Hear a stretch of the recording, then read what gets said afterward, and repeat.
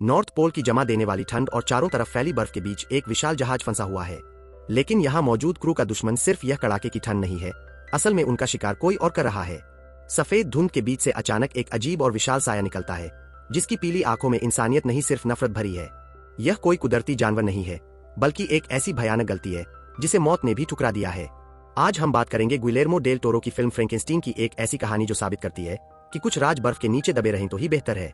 साल 1857 captain Alfred Anderson और उनका जहाज होरिसोंट दुनिया से कोसों चीरती हुई एक ऐसी आवाज सुनाई देती है जो किसी का भी खून जमा दे। जब वे उस आवाज की तलाश करते हैं तो उन्हें एक आदमी मिलता है, अधमरी हालत में, लंबी दाढ़ी और बर्फ के बीच एक जलते हुए टेंट के पास लेटा हुआ। उसका एक पैर टूट चुका है और हाथ हड्डियों का ढेर बन चुका है। से एक विशाल शैतान खड़ा होता है जिसकी चमड़ी किसी मुर्दे जैसी सफेद है। कैप्टन तुरंत फायरिंग का ऑर्डर देते हैं, लेकिन गोलियां उस पर बेअसर साबित होती है। वह क्रिएचर इतनी तेजी से हमला करता है कि नाविकों को खिलौने की तरह उठाकर फेंक देता है। उसकी आवाज किसी खूंखार दरिंदे जैसी है जो सिर्फ एक ही मांग कर रही है, उसे मेरे हवाले कर दो। हार मानकर क्रू एक बड़ी वॉली गन से उस पर हमला करती है और उस राक्षस को समंदर के काले पानी में गिरा देती है। जब वह मॉन्स्टर डूब जाता है तब वह जख्मी आदमी धीरे धीरे होश में आता है। वह उन्हें शुक्रिया कहने के बजाय सिर्फ इतना कहता है कि तुम सबने अपनी मौत पर दस्तक दे दी है, क्योंकि वह चीज कभी मर नहीं सकती। जब कैप्टन हैरान होकर पूछते हैं कि आखिर यह बला किसने बनाई, तो वह शख्स उनकी आंखों में आंखें डालकर कहता है, मैंने। मेरा नाम विक्टर फ्रैंकेनस्टीन है। विक्टर अपनी दास्तान वहां से सुनाना शुरू करता है जहां से यह सब शुरू हुआ था, फ्रैंकेनस्टीन विला। विक्टर पैदाइशी शैतान नहीं था, लेकिन उसकी परवरिश एक शैतान ने की थी। उसका बाप लियोपोल्ड दुनिया का मशहूर सर्जन था जो अपने परिवार को इंसान नहीं बल्कि अपनी रिसर्च का एक हिस्सा समझता था। लियोपोल्ड एक पत्थर दिल इंसान था जिसे जज्बातों से कोई लेना देना नहीं। विक्टर ने बड़ी बेरहमी से अपने बाप को तड़पते हुए देखा। उसने सोते वक्त लियोपोल्ड के कान में उस जहर की कुछ बूंदें डाल दी थीं। अगले दिन नाश्ते की मेज पर जब जहर ने अपना असर दिखाया तो लियोपोल्ड को समझ आ गया कि वह मर रहा है।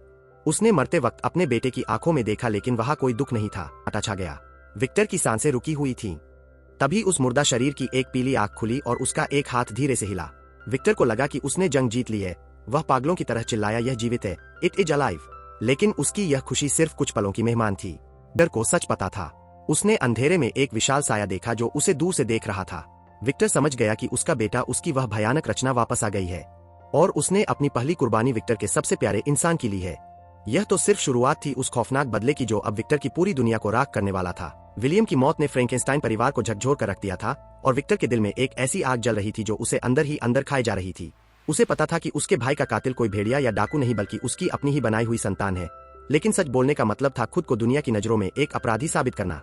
विक्टर की खामोशी की वजह से उनकी वफादार नौकरानी जस्टीन पर विलियम के खून का इल्जाम लग गया और विक्टर के पास उसे बचाने का कोई सबूत नहीं था, जिसके कारण बेगुनाह जस्टीन को फांसी दे दी गई। विक्टर ने एक नहीं बल्कि दो मासूमों की जान ली थी, एक अपने जुनून से और दूसरी अपनी बुजदिली से। बोलने लगा। उसकी आवाज फटी हुई और दर्द से भरी थी, लेकिन उसके शब्द किसी दार्शनिक जैसे थे। उसने कहा कि मैं तुम्हारा आदम हो सकता था, लेकिन तुमने मुझे गिरा हुआ फरिश्ता बना दिया। वह विक्टर से भीख नहीं बल्कि अपना हक मांग रहा था। उस जीव ने अपनी दास्तां सुनाते हुए बताया कि ने यह किया तो मैं तुम्हारी जिंदगी से हमेशा के लिए चला जाऊंगा, वरना मैं तुम्हारी हर खुशी को तबाह कर दूंगा। एलिजाबेथ की मौत ने विक्टर के अंदर के इंसान को हमेशा के लिए खत्म कर दिया। अब उसके पास न परिवार बचा था, न इज्जत और न ही सुकून। उसके पिता जा चुके थे, छोटा भाई विलियम मिट्टी में मिल चुका था और अब उसकी मोहब्बत भी छीन ली गई थी। उस रात विक्टर ने एक कसम खाई कि वह तब तक नहीं रुकेगा जब तक उस शैतान को खत्म न कर दे या खुद मौत को गले न लगा ले। विक्टर अब एक वैज्ञानिक नहीं बल्कि एक जुनूनी शिकारी बन चुका था। उसने अपने घर को आखिरी बार देखा और उस मॉन्स्टर के पीछे निकल पड़ा जो जानबूझकर अपने कदमों के निशान छोड़ रहा था ताकि विक्टर उसके जाल में फंसा रहे। यह पीछा उसे यूरोप के जंगलों से लेकर रूस के बर्फीले मैदानों तक ले गया। मॉन्स्टर ने विक्टर को बुरी तरह थकाया, उसे भूखा रखा और हर उस जगह से गुजारा जहां सिर्फ मौत का सन्नाटा था। आखिर में वे वहां पहुंचे जहां से यह कहानी शुरू हुई थी, यानी नॉर्थ पोल का वह जमा देने वाला इलाका। विक्टर की हालत अब किसी जिंदा लाश जैसी हो गई थी। उसका शरीर टूट चुका था, लेकिन बदले की आग ने उसे जिंदा रखा था। वह बर्फ में गिरता, फिर उठता और फिर चलने लगता। मॉन्स्टर दूर से उसे देखता और मुस्कुराता, क्योंकि उसने विक्टर को बिल्कुल अपने जैसा तन्हा और अकेला बना दिया था। तभी वही होता है जो हमने शुरुआत में देखा था। विक्टर बर्फ में की एक गहरा दुख था। विक्टर अपनी आखिरी सांसें लेते हुए अपने बनाए उस दरिंदे को देखता है।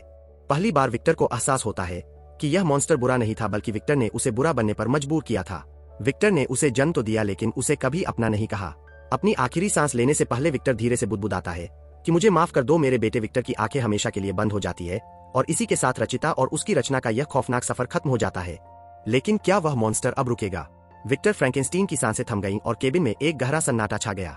कैप्टन एंडरसन ने देखा कि वह विशाल दरिंदा जिससे पूरा जहाज थर-थर कांप रहा था, अब किसी टूटे हुए बच्चे की तरह विक्टर के कदमों में गिरा हुआ है। उसने विक्टर का हाथ थामा और उस पर अपना सिर रख दिया। मकसद और मेरे दुख का कारण दोनों ही खत्म हो गए हैं। मॉन्स्टर ने विक्टर के शरीर को बड़े सुकून से आखिरी बार देखा, जैसे वह अपने पिता को माफ कर रहा हो। उसने विक्टर को धीरे से चूमा और जहाज के डेक की तरफ निकल पड़ा। बाहर सुबह का सूरज निकल रहा था और उसकी रोशनी इस बर्फीले रेगिस्तान में थोड़ी गर्मी ला रही थी।